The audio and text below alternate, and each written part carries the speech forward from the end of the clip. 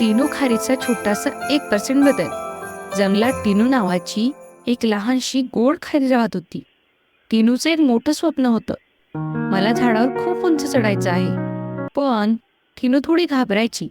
जरा वर चढली की म्हणायची, अरे देवा, मी पडेल, आणि लगेच घाबरून खाली उतरायची. एके दिवशी टिनूचा मित्र ससूला हे पाहून हसू आलं. तो म्हणाला, टिनू, रोज थोडं थोडं चढ. एकदम झाडावर चढायला गेलीस तर पडणारच. दररोज फक्त 1% सुधार. एवढंच पुरे.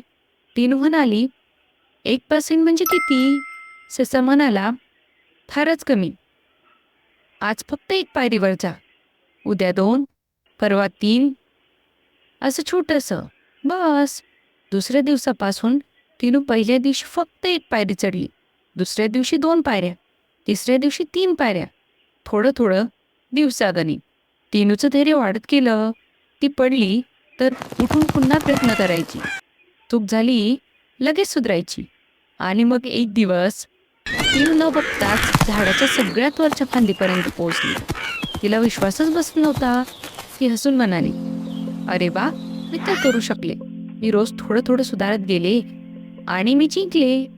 ससा खाली उभं राहून म्हणाला, दररोज 1% सुधार इज इक्वल टू मोठं यश. गोष्टीची शिकवण, मोठं काम एकदम करू नका. रोज छोटासा बदल करा. चूक झाली लगेच सुधार करा. आणि दररोज फक्त 1% चांगलं व्हा. मग कोणतीही उंची तुमच्यासाठी अशक्य नाही.